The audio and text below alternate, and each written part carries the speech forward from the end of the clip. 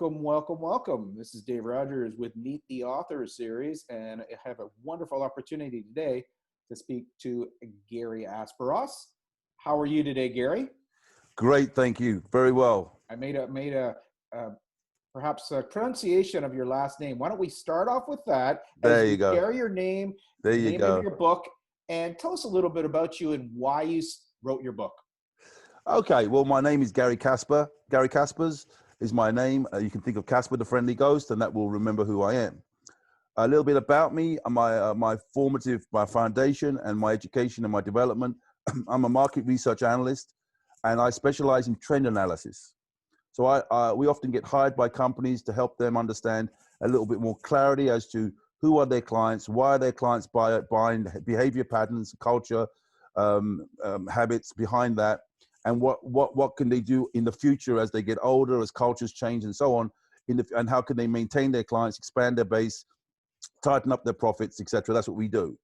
What stemmed us to write the book was I met a drunken guy. No, I'm just joking.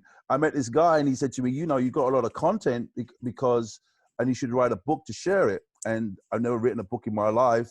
English language and English literature wasn't really my strong suit in school.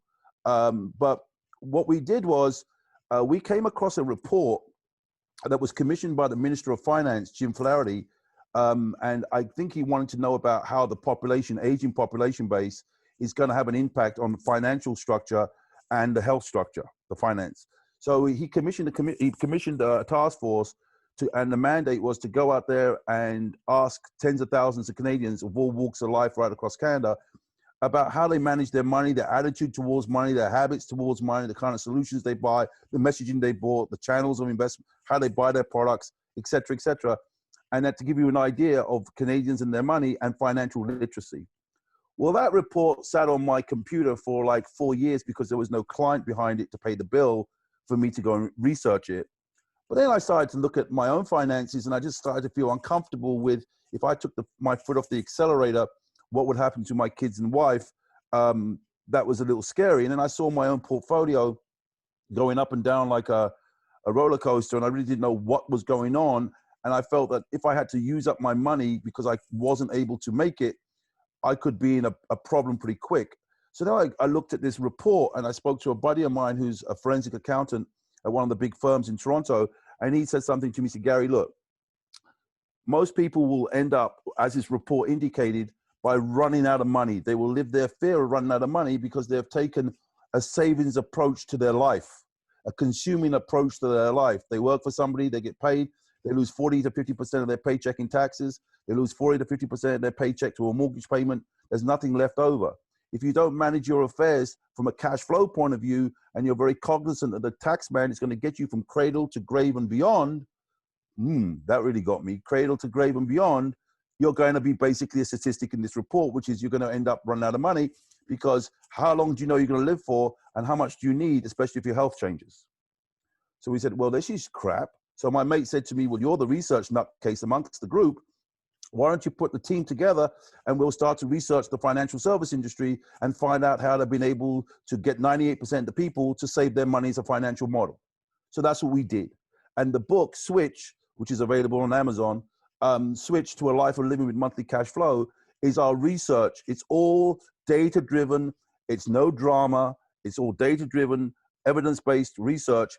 What we did was we went and looked at, well, what my mate said was, Angelo, he said, look, take the T1 tax return, the personal tax return, and every single line that's in that personal return, go figure out what do you have to do to fill up every line.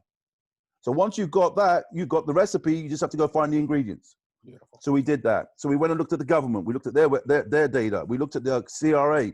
We looked at FISCO, which is a regulatory body, several regulatory bodies. They manage insurance and mutual funds. We looked at Mutual Fund Association, MFDA. We looked at them. We looked at IROC, who manage stocks and all that on stock platforms. We looked at EMD, which is exempt market dealers. We looked at REMAC, which is for real estate. And we wanted to get an idea of how do they market their products? Are there any restrictions on what they can sell to whom? Who regulates them? And who manages the mandate? And why do people follow what they do and don't discuss finance? So all of that is in the book. So we created this book. It was just basically a labor of consolidating and organizing our research. You know, I did it just to put all this crazy research into some organization, and we just slapped a cover on it. Well, not quite. We got a guy to put a cover together for us, and it's called Switch. And because we believe that the purpose of Let me ask the question, because I want to, because you've done great as an overview. Now, Switch is the name of the book. People can get it on Amazon. Yep. As you know, most books, probably 85% of books that are purchased are never fully read. Yeah. So let's distill it down into, and you're great at this, I know, a key theme or a major takeaway from Switch. What would it be? To travel, to expose yourself to the fact that there are two journeys in life financially. One is to earn money and save money and deplete it for retirement. The other one is to create cash flow that replaces your working income so you can have more time freedom to choose the things that you really want to do, the impact you want to have with others, to do it when you want to, as often as you want to, and more importantly, have an influence, a working influence on your creating your living legacy. Beautiful. Now, little visualization for 2021, Yeah. and I'm looking for a name or two. If you could get this book into the hands of an influencer in 2021, who would that be? The person who controls the education system in this country. You got any possible names so that we can zoom in on that, or you want us to do a Google search later? There's so many places that the restriction of this information has been kept amongst the wealthy families, and in the non-wealthy, the wealthy people have cash flow, rich people have pots of money. It lies in so many places because the financial education of money and its purpose is completely missing in all scholastic levels and in the workplace and amongst our mates. We won't talk about it playing golf because we don't want to sound, because we've got a good income, we don't want to sound like we don't know what we're talking about. So is there any one particular place? I think the accounting profession has been falling asleep when it comes to providing personal projections of people's tax issues and helping them plan around that. I think the schooling system, you should not be allowed to graduate grade 12 until you understand the recipe and the ingredients to create cash flow, because most grade 12s can fuse together with a collaboration with their parents and grandparents who have unused resources that collectively can be used for the benefit of the family to create cash flow. So there's a few places there. I don't have a particular name, but I like what you've done. You brought a beautiful octopus to give us some ideas, and we'll work on that in the next 3, 6, 9 months also. Let's shift gears a little bit. And what advice would you give to an aspiring author or someone thinking about writing a book? I don't know if I could give it advice. I think, what is the purpose of the book?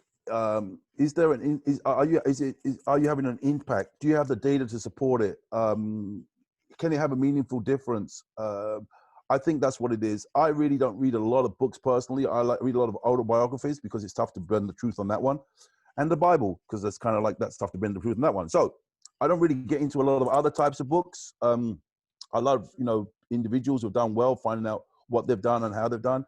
And I think that's what I know you should be doing is, what impact you're trying to have with this communication piece called a book that you want to put in the marketplace, and let it just do its thing. Because if people want, in our case with Switch, if you want to learn how to look at switching from one journey of saving money to another journey of creating cash flow, this is our research that will help you certainly on your journey towards that destination.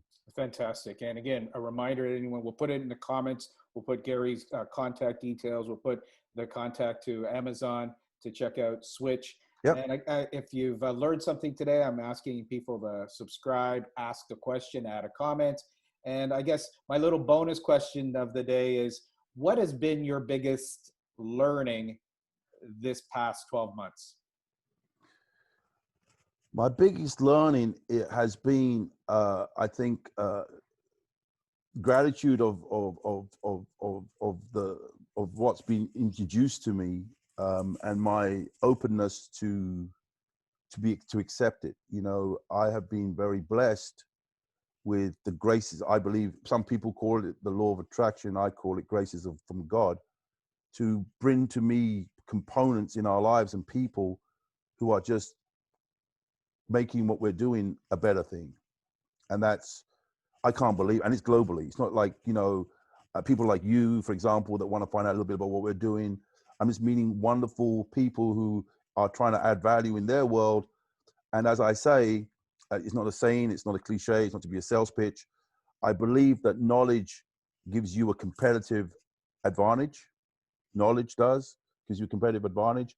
And if you can take that and add value to your network with all good intentionality, it will, if it's done with the right intention, it will increase your net worth.